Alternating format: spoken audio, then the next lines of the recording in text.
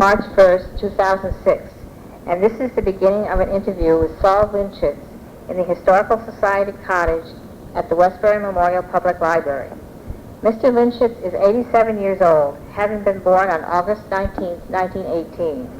My name is Susan Kovarik, and I will be the interviewer.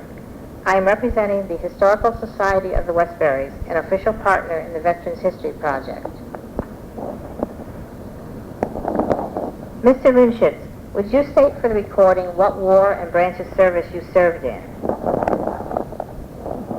I served in World War II, and the branch of service was more than one.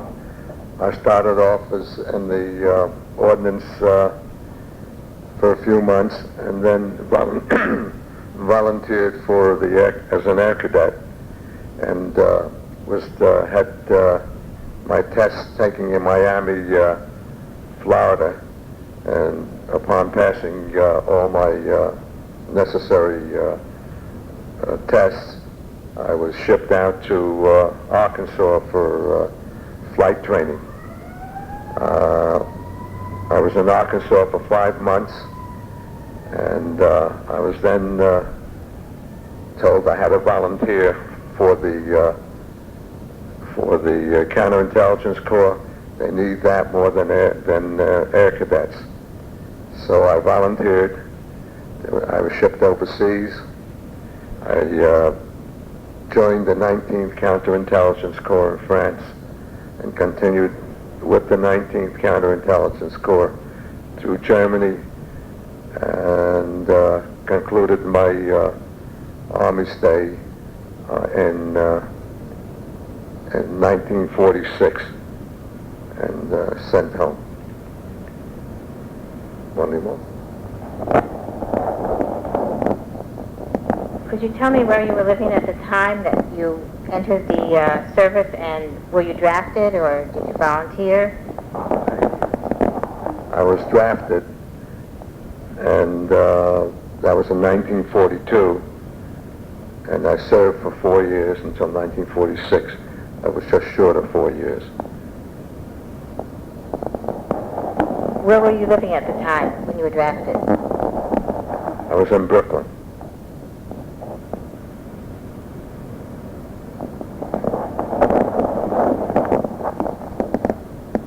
Okay, so you were single and you were living in Brooklyn. You were just telling... I was married. Ah.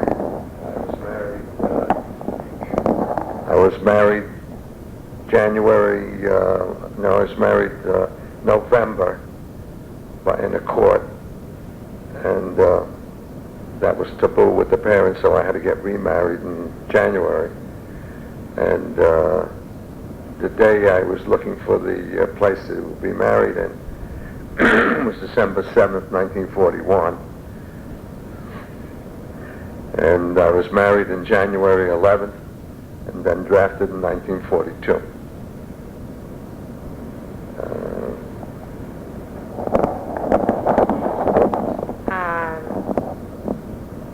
Yes, how did your wife feel about all this? Well, she knew I was going, either through voluntary, because I was going to volunteer anyway, but I got drafted quick enough, so there was no necessity for volunteering. I had my basic training in Virginia. I don't recall the name of it was a new place. I don't exactly recall the name, but I had supposed to get 6 weeks of basic training, but they kept me there for 13 because my outfit wasn't formed yet. I did enough KP for about 42. I was practically myself and a few other soldiers did not form a complete company, so we had to do our own KP and everything else that goes with that. Then I spent a few months with I was trying to get into the what they call that repair outfit here. Hang on.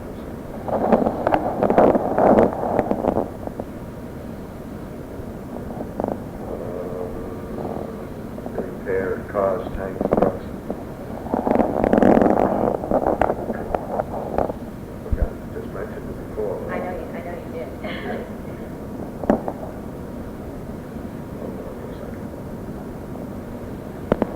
I went in, they put me in the ordnance because I had some mechanical training before I went into the Army with automobiles, etc. I spent about 3 months with the ordnance, and I volunteered for the Army Air Corps as a pilot. I was then sent to Florida, where all the tests that were necessary for me to pass to become a pilot, and I passed them all, and they then shipped me up to Arkansas for flight training. I spent 5 months in Arkansas training for an air cadet, and then they decided they need more counterintelligence people than air cadets, and I interviewed for the counterintelligence, and they insisted I volunteer, which I did. I was shipped overseas and joined the 19th Counterintelligence Corps in France, and finished my services in 1946 with the Counterintelligence Corps.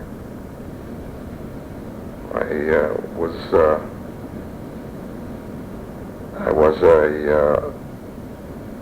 available to go home because I had more points than I needed for the return and discharge of the service. However, when they declared me essential, and they wouldn't let me go home, so I stayed until sometime in the middle of '46, and I got home in 1946.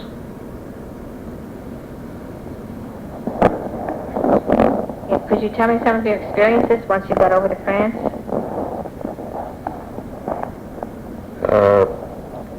The usual experiences were to interview prisoners in German, which I learned in about 3 weeks. They told me that I was going to be trained, but I guess my training was on-the-job training. Although they gave me a certificate that I did get trained, I really never did. I was assigned to another agent who was a fellow from Alsace-Lorraine, and I think he had a death wish because he was from Alsace-Lorraine. He's a perfect description of what the Germans considered as a Superman. He was blonde-haired and blue-eyed, beautiful young man, and his parents were in the intelligentsia of Alsace-Lorraine, and they were anti-Hitler, and they were sent to concentration camp, and both of them were killed. And he was very bitter, and he tried to kill as many Germans that he thought were necessary. And I was his partner for a while. And some of the things that I do remember is when we picked up a prisoner for interrogation. we never really handcuffed him. We didn't have to. The Jeep we were in never went below 90. And he was constantly trying to kick the guy out of the Jeep. So,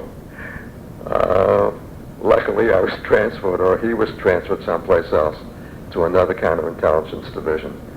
And I got a normal partner, and I had a chance for living. So, I wasn't too sad about that, being married only a few months and then being inducted. That was one of them. The really important business that although I feel my stay in France and heading for Germany, going through Germany, was important. Some of the most important things I did was after the war. At that time, the Germans surrendered, but many of them didn't, and they formed an organization called the Wolfgang. There were a bunch of lunatics that didn't think the war was over, They're still trying to kill the American soldiers, and the British, and the French, and the Russians.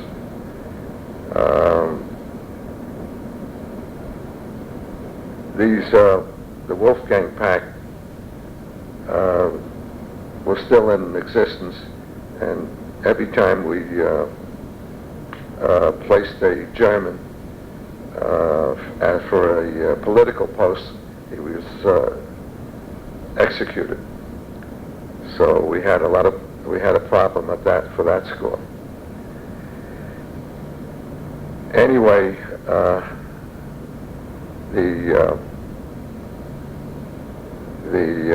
after the war, Germany was divided into 4 separate sections. One was under France influence. The other one was under Russian influence. The third one was American, and the fourth one was British. The 19th Counterintelligence Corps, which is what I was a member of, was given an enclave in the British zone because the Americans didn't have a port to get their supplies. So the 19th Counterintelligence, although it was American, it was stationed in the British zone of influence, and there was an enclave from Bremerhaven to Bremen, which was our jurisdiction. It was our responsibility to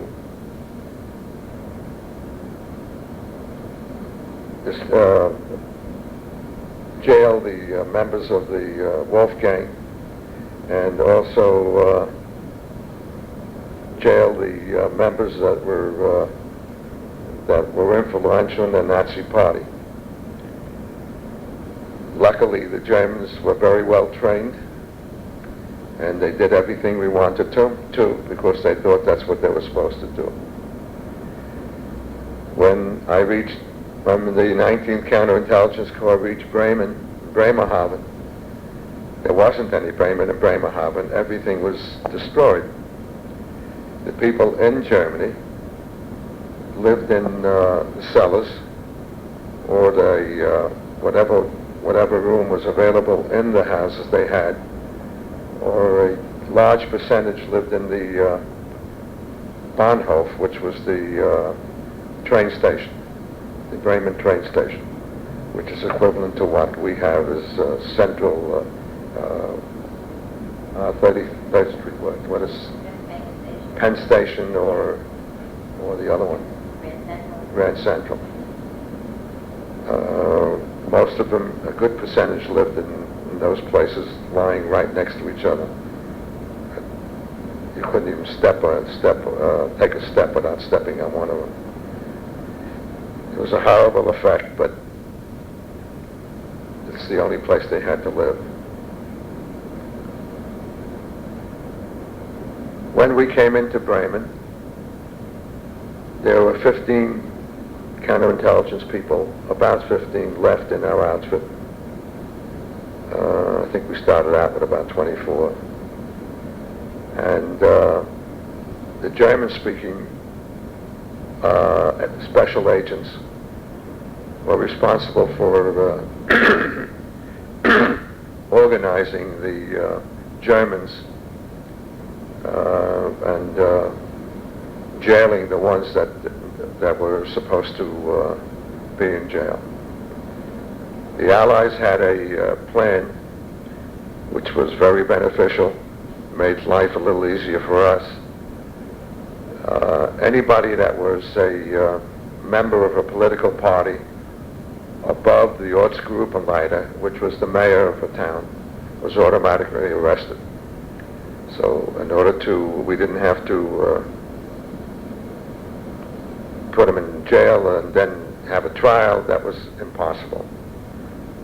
So all the Allies, anybody above Ortsgruppenleiter or belonged to a secret society like the Schutzstaffel or the Geheime Staatspolizei or the Waffen-SS, were automatic arrest for Category 2.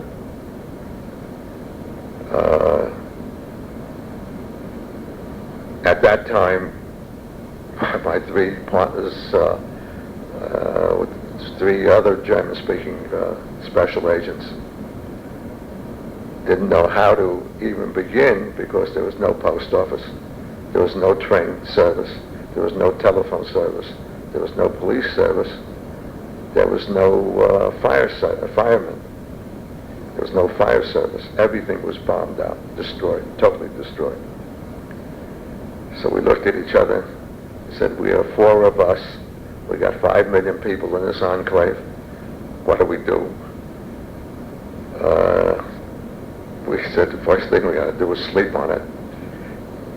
And we did. And the next morning I came up with some idea, which I knew wasn't going to work, but it did. What I did was, first thing we got to do is get the post office working and send out postcards to the people that were automatic arrest category. They may come in. But we didn't send it to the higher-ups that were arrestable. The Germans had a system that every square block, which was called a block in German, had a Blockleiter, which was a block leader. He was not automatically arrestable. They were on the low end of the Nazi party. The worst part of this, and every 4 blocks was a Zellenleiter, which is a cell leader. They were not automatic arrest category. So the first thing I had to do, and was agreed upon, the first thing we had to do, I should say, because they were all in it with me at this time, sleepless nights of 20 hours a day. We were up 20 hours a day. If we were able to manage, we slept 4. So I'm trying to remember everything that happened in order of its happening, so if I stammer a little bit, hang on.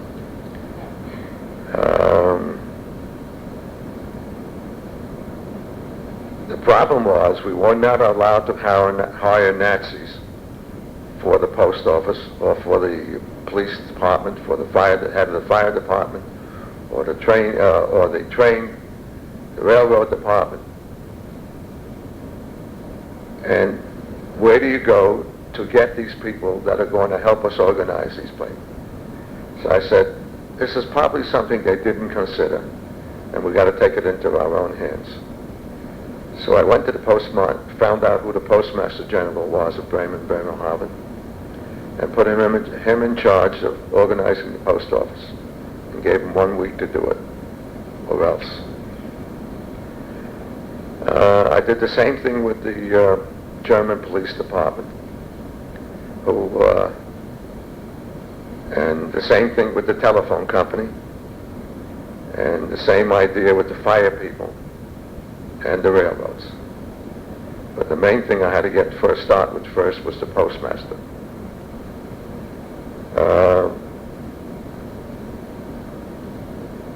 The worst part about it is that you couldn't become a postmaster or the head of the police department unless you were a Nazi. Practically everybody who had a job in Germany had any job of consequence had to be a member of the Nazi party. So how do you get anybody to run the post office unless he's a Nazi? So we took that, my partners and I said, well, we got to just fire from the hip. We got to do it our way. So we hired the postmaster general, and he in turn got all his postal employees back to work. And we sent out a postcard to the leaders, the Blockleiter, and I'm starting to speak German, and the Zellenleiter. We sent them a postcard to come to jail. The next morning, I couldn't find my office. There were so many people around it. I said, oh my God. we commandeered a school that was not too badly damaged. It was right next to the office, and we made that our jailhouse because we didn't have any jailhouses either. German jailhouses. We had detention camps, but that wouldn't have helped us. So we put them all in the auditorium, which seated about 2,000 people. And I told them they're all going to jail. They had brought their blankets with them, and we distributed them into the schoolrooms and had a military policeman watching the door. We kept them there for 3 days because I didn't know what else to do with them. I wasn't that inhumane, but I put them into the auditorium, and I told them, I'm sending them all home.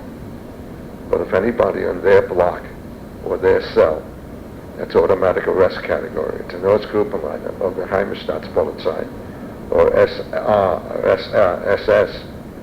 If anybody comes into their zone of their block or their 4 blocks, if they don't bring him to me or the German police, which we organized also, they're going to jail instead of him. And if they're and if they're going to be tried and executed, they will be instead of the ones that they let out. In about 1 month, my zone of influence was cleaned up, thank God. Everything, the German police did a wonderful job. They picked them up as the Zellenleiters brought them in. And I think we had something like 90%, 85 to 90% success with that program. And it's very possible that I had 100% because I don't know if the others were either killed or in someplace else. So that's my first story. The story didn't end there. A month later, I get a call from General in charge, the head of who was in Frankfurt, is the head of the counterintelligence corps, and ordered me to come to Frankfurt. They wanted to talk to me. I went there. I knew I did something against the rules, like putting the Nazis into power. When I got there, I expected the worst. But he said, at ease, sit down, after a formal introduction. And then he said, what in the hell did you do there? We aren't even started anyplace else. So I said, well, you may not like it, but I hired the Nazis that were there before. I said, only temporarily. After I get everything going, I'm going to replace them. So he looks at me and says, you don't mind if I say dirty words? He says, it's so effing simple. I thought I was going to get killed, but he thoroughly enjoyed what I did. He says, I want you to do it with all the other 10 areas of our and the American zone of influence, which were brought up to Frankfurt and were trained in Frankfurt.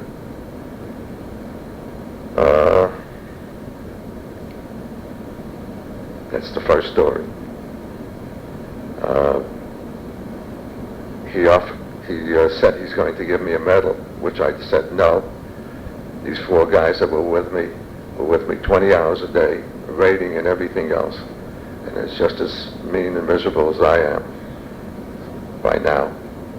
So he said, well, what do you want me to do? I says, give my outfit a unit citation. That's where it came from. This made my captain a major, and he gave me a recommendation when I went home. And that was the first story. Well, you can continue the story. Sure. Oh, yes, we've got time. Yes. I shared a bedroom in a castle in a magnificent home, which the Counterintelligence Corps commandeered for our offices and bedrooms, mostly bedrooms. I shared a bedroom with Major Jim Draycott, who became my fast friend. And after I was shipped home, I sent his parents packages because England was on the verge of starvation.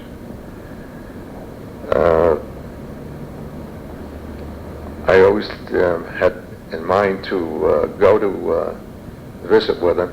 He had married a German woman and went back to England. He lived in Sheffield. His parents were from Sheffield. And I still want to see him.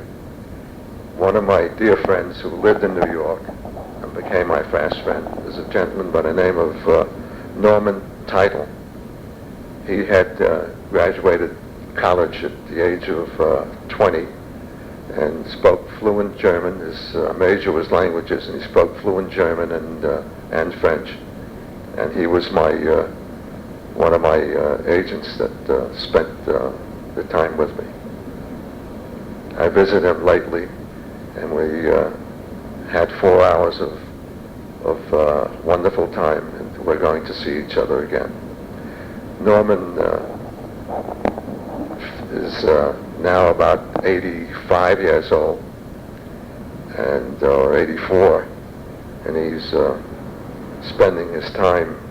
He retired from. He became a school principal in Brooklyn, and he retired. His children were Harvard grads, all three of them, and they're very happily married. And I was very happy for him. And he was one of the others I did not keep track of. I know one other that he remained in Germany. I don't know what happened to him. One of the tactics we used in our interrogation system, one of the German-speaking counterintelligence agents who also was with me on this trip had an office next to mine, but he spoke Russian, and he spoke German with a Russian accent. He had an office next to mine with the picture of Stalin on it, and he had the uniform of a Russian colonel. And when I got through with interrogation, if I wasn't successful, I said, okay, we'll turn you over to the Russians. I opened up the Russian door and said, Herr Davis, come in. His name was Davis. I'd like you to take care of this prisoner. And oh, no, I'll take anything you want. That was the end of that problem. And just by being there, I was very successful in the interrogations.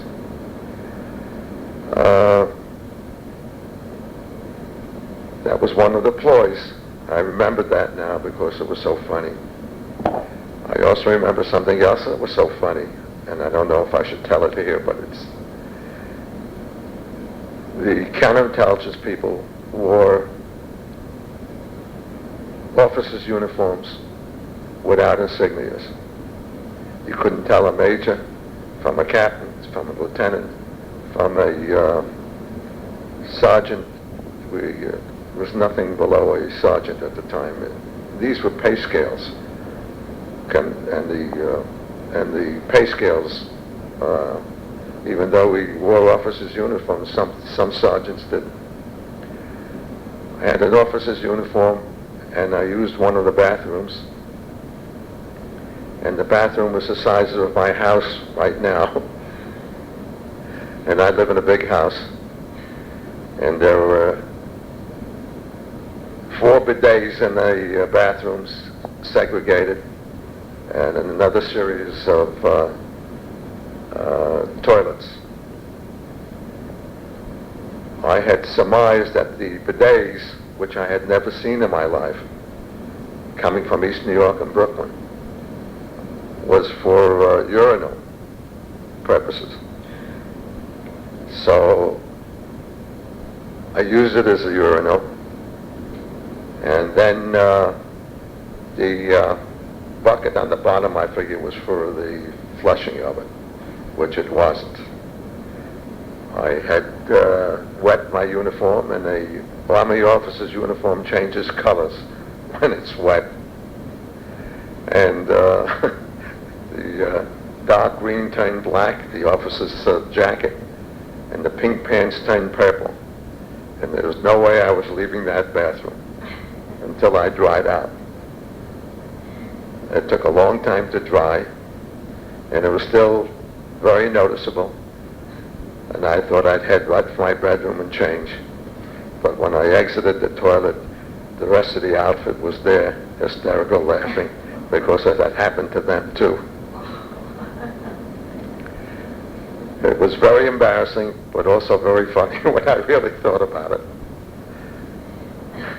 This is so...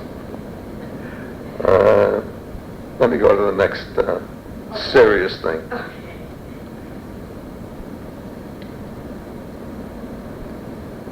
The German people and the German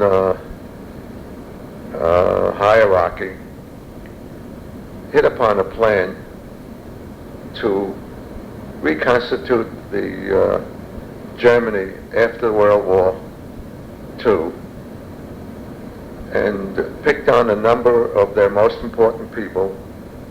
Mostly were Hitlerjugend, which started at the age of 10, and distributed the wealth of Germany plus the wealth of Europe, which they had stolen,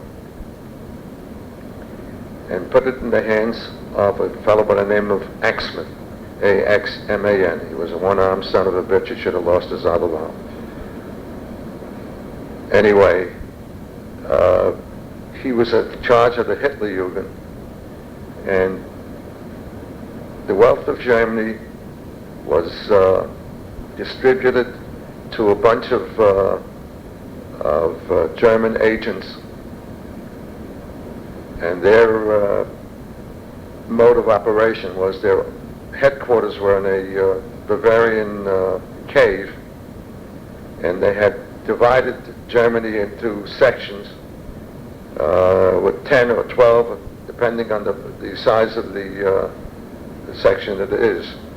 My section had 10 German agents which were given houses, and in this basements of the houses was the wealth of Germany, France, and Italy, and everybody else they had robbed.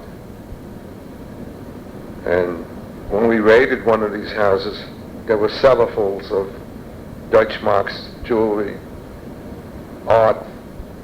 It was unbelievable. Our job was to capture these people and distribute the wealth to where it belongs, supposedly. A lot of it didn't get there. And the way it was started, thank God, there were two agents, counterintelligence agent in a small town in Bavaria, and that's where their headquarters was. And a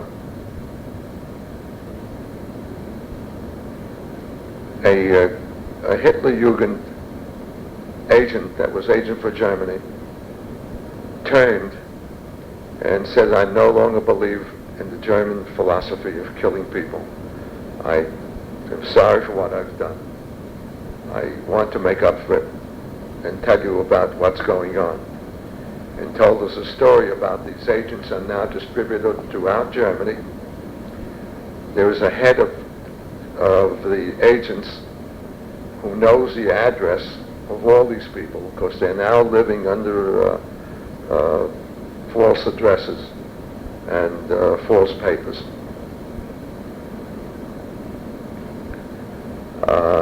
Usually at the head of these cells that they had organized was a woman. I don't know why. But I think women, I think, can hold a secret a lot longer than men when they get mad. There's what's that saying? There's nobody angrier than a woman scorned. These women, of course there were some men too, but the head of my place was a woman, my area. And they told the story about, they knew he knew the German agent who confessed to this situation, knew the heads of all these places because he was the one that was in contact with them. And it was our job to raid these houses in the middle of the night when they're asleep and find the list of where they live now, and as fast as possible before they're able to escape, raid them, raid into each individual house and capture them.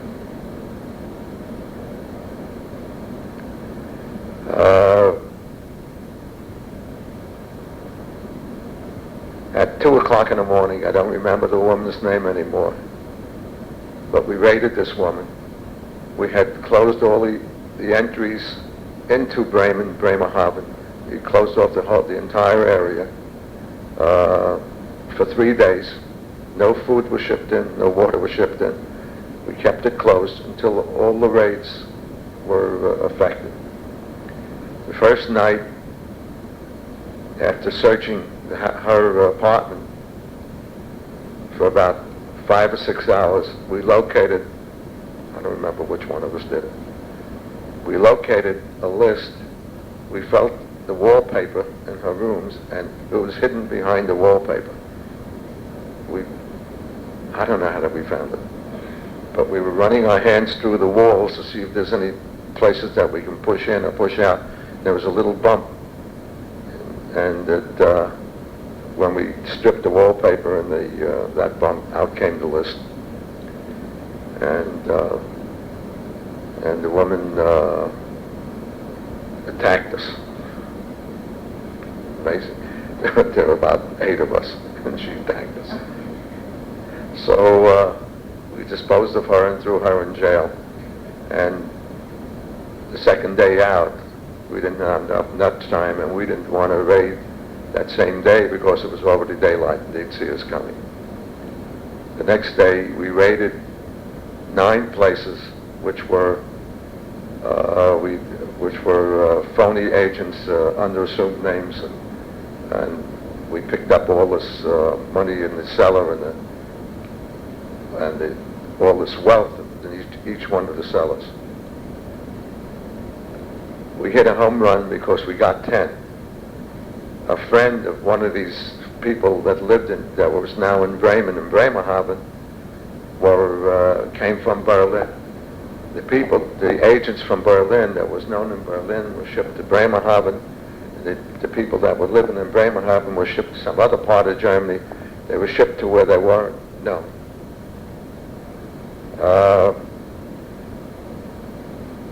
The success of this endeavor was almost 100%. Practically everybody in the American zone was successful, and it was a real feather in the counterintelligence cap.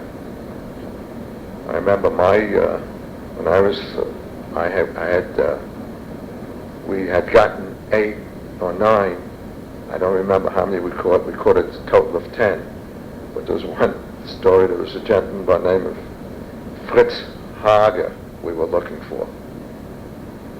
No, his name was Fritz Hagen, and I know the name because I asked the guy I was interrogating and that I thought knew him 100 times, where is Fritz Hager? I didn't say Fritz Hager. I asked him, where's Fritz Hager, until he was worn out a little bit, and I wasn't too gentle, I hate to admit that. And he finally says, ich kann kein Fritz Hagen. I says, I didn't ask you about Fritz Hagen, I asked you about Fritz Hager. I says, now that we both know that you know where he is, I says, you better tell because you're going back to the Russians. And we caught Fritz Hagen too. The guy's name I was interrogating was Kowalski. I remember it now. Oh. Nobody knew about this until 2 years ago. I never told my family, my children, or my wife.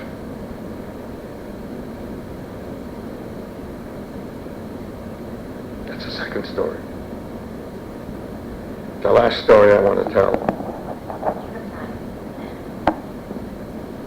As a very embittered young man, I had done things that I wouldn't normally do and never felt too comfortable about them. This was caused by, I was called upon to talk to a German woman whose son was just killed. It was run over by a British truck, a lorry it's called. Since it was a British zone of influence, they didn't, it was at the evening and they couldn't get anybody who spoke German, and I was always working. So they called upon me, and I called a few, fearing a trap, I called a few MPs and German police with me. And when there was no trap, the British were there, and they were in charge of it. I spoke to the Englishman that was driving the truck, and the guy was about 5 foot tall with short legs. He had a pair of glasses on that looked like magnifying glasses. And I asked him, does he reach the pedal? It's not too well. He says, I get off my seat and step on it. I said, can you see a 5-year-old kid running in front of the lorry? He says, not really. How long you been driving this truck? Ever since the war started. I said, did you ever kill any English people? No. I looked at the German woman who was sitting there. There was absolutely no emotion. I said, is this your boy? So she says, yes. I said, did you give birth to this boy? Was it? She said, yes. And I say, don't you feel any emotion? And I said, it's not like you should be. You should be hysterical. I am hysterical, but I haven't any more tears.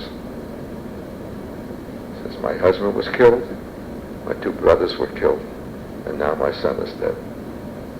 And I'm not sure I'm going to be living much longer. It's then I realized what a monster had become. And my feelings toward the Germans changed. I realized that it was the Nazis were the guilty people and not the Germans. Unfortunately, I realized it can also happen to America. Pick on somebody and murder them all.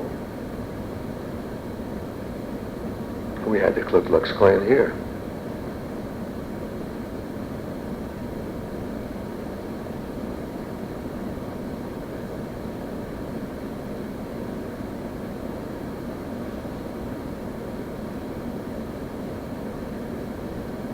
Anyway, the Germans, fortunately or unfortunately, had more casualties than any other country, except for the Russians, which they had many casualties too, but it wasn't on a ratio basis. The Russians had enough people. And the Germans killed them for no reason at all when they were occupying Russia. The German word for Russian was Untermenschen, subhuman. They felt it's all right to kill them. They took better care of their dogs than did of people. Anyway, I realized that the casualty rate of Germans was even worse than any other country in the world except for the Jews, which they themselves killed. So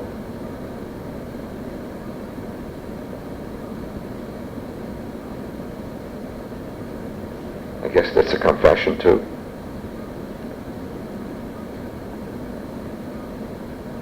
I think I got enough for today. There are additional things that happened, but those were the two biggest things that happened to me. And there was one more. On New Year's Day of 1946, I went out of my office, had a loud bang, and something whistling right past my ear into the building I was in. Of course, I ducked and crawled back into the office, and I knew they had my number, and I better get the hell out of there, whether I was declared essential or not. So I went to my captain, who was then my major. I said, you got to get me out. And he arranged to get me out as soon as possible. I was on a boat in February, leaving Germany. And I arrived in February, and a few months later I was discharged. That's enough for today, I think. Can I ask you about what happened after the war, about your life after the war? Do you want to talk about that at all? About my personal life, what happened to me? Well, like what you did, your family, your job, that type of thing. I was the foreman of the Babco alarm systems at the time, and I went back to work.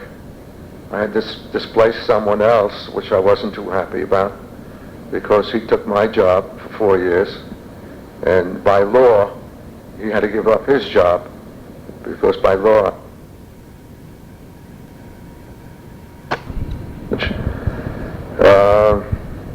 being married, and 4 years too late. So I did go into my own business. I went into the automobile repairs, and since then I was successful in that, and I went in to get car agencies, and I became a car dealer. I became 7 car dealers for all the new car dealerships during my lifetime. I was a Kaiser Frazer dealer, and then I was a Buick dealer. I was a Studebaker dealer, not necessarily letting go of the former dealerships. And I had accumulated real estate, and took mortgages on the real estate instead of paying rent. And as I became more and more successful, I sold off all my dealerships and thought I was retiring. My retirement consisted of moving my offices into my pockets. And the only thing wrong with that, every time I change my pants, I got to move my office.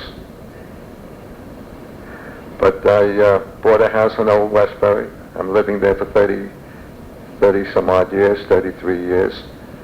My wife passed away 4 years ago. I'm lonely.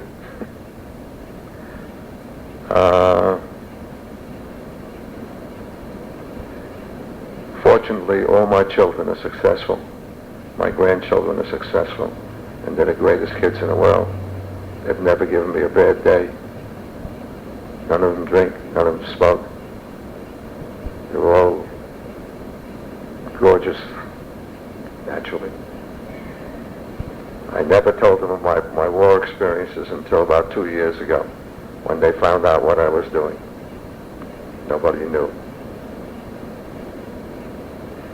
I wasn't too proud when I asked my captain to get me out of there.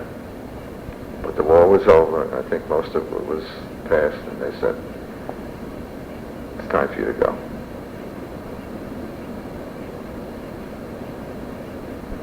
I was offered a job in Germany. I talked to my wife about it. She says, first you'll come home, then you'll go back to Germany. She told that to my son, who was offered his job as a movie actor. She said to him, first you'll become a doctor, then you'll become a movie actor. That's what happened to him. He became a doctor. Thank you very much. I don't want to brag any more about my children. Well, thank you very much for telling your story. I remember you mentioned earlier that you still were in contact with some of the people that you were with. And do you belong to any veterans organizations, or is it just more informal? No, I don't belong to any veterans organization, but I belong to. I'm on the board of the Brookdale Hospital. I'm on the board of the School for Special Children in Brooklyn. The same thing in Long Island. I'm on the board of the Menorah Home for the Aged. I'm heavily socially involved, and I have enough. I also belong to 4 temples. And right now I got to get out of them. They raised my taxes too high. Thank you very much. Thank you very much for being willing to share this information. Would you tell me what you did after you came home, what you've just been telling me here? Would you repeat that for the tape? I went back to work, and by law, the the employers had to put the same people that went to war back in their old job. And my old job, I was the head of the maintenance department for Babaco alarm systems. I would do be the head of the installation department for the burglar alarms and the maintenance department. When I came back, there was a gentleman that was running the place for 4 years. I didn't feel like displacing him. And I told the boss, I'll give you all I know in the 6 months that I had slept on so many things that I could talk to you about. And I want to leave then and give him back his job. So he was demoted to the assistant foreman, and I was the foreman. And I had told my bosses about a lot of my ideas, and they improved the alarms, relay systems, and they improved the installation, made it more difficult to get around the alarm, and cut the installation time in half. And they were very grateful, and then I left, taught the other fellow how to, of course he was with me, so he learned how to do it. And the Babaco alarm system is still in existence. I don't think my employers were in existence because they were much older than I was. And they'd have to be 100 by now. That's one. I then went into business for myself in the auto mechanics field. I read all the books about it, and I knew I could be a good one because I had the basic training for booklining, where most mechanics grew up into the industry. And I was very successful at it. Electrical problems, because I was studying electrical engineering at the time I went to the Army. Had graduated Brooklyn Tech, which is the science school in Brooklyn. I worked before I went to school, and I worked after I went to school, so life wasn't easy. But when you don't know any better, it's fine. I was married at the time, a very short time, only for about two or 3 months before I went into the Army. I was married just before Pearl Harbor, and I was married twice, just to make sure.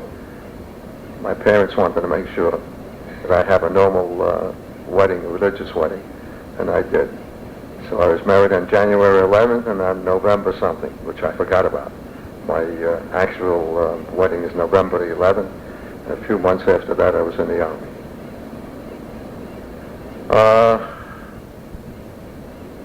I was working for myself and living with my parents, and I was able to move to my own apartment on the 3rd floor of a walk-up apartment. And from there I moved where I had purchased a small home in the Flatbush area, and I was able to obtain a car dealership, a new car dealership, which happened to be Kaiser. After Kaiser, I took Studebaker, kept Studebaker, and went into Buick, and went from Buick to Volkswagen, Porsche, Audi, and Pontiac. And I had a leasing company, and I had a insurance company, and a daily rental company. With all the success, I was able to purchase a home in Long Island for about 13 years, and then moved into a home that was available in Old Westbury, adjacent to the Westbury Gardens. We share a fence. They have 110 acres, I got 4 acres. And I've had a very rich and full life. My children are wonderful and respectful, and no smoking, no booze, no drinking, they drink, but they don't get drunk. And they don't smoke. None of them smoke. None of my children smoke. None of my grandchildren smoke. I got 7 of them and 3 kids. And every one of them is just wonderful. They all live around here? No, one grandson moved to California. He did that recently, but I hope to drag him back. We'll go to visit him? I will. Yeah, I definitely will. He visits us too. It isn't too much of a deal nowadays to get a hop on a plane and visit each other for a couple of days. He misses the family and he's here. My grandchildren, my daughter is a linguist. She speaks French, English, of course, Spanish, Russian, Portuguese, Italian, and Spanish fluently. But she doesn't use it. She's not. She's works for a manufacturer's representative. Does sales on QVCs very often. Watch that. QVC is a program which is a sales program. And my grandchildren graduated Dartmouth. One went to one got a full scholarship with Atlanta, what's down there. It's one that's fostered and supported by Coca-Cola, Emory. And he was approved for Brown and a couple of the Ivy Leagues, but there's no scholarships there, and he didn't want to burden his parents, so he went there, finished with straight A's. Great kid. So the other 2 from my sons graduated Cornell. Not Cornell, they graduated Dartmouth, and they're very huge animals, as well as being good looking. So they are now representing the rugby team for the United States. They're on the All-American team for the United States. And they've traveled to Europe and Australia representing America. I am about 5'7". I talk to them when I speak with them. I talk into their navel. So they pick me up, kiss me on the head, and put me down. Okay. And I don't want to boast anymore. Okay. So I think that's enough. Okay. Thank you again.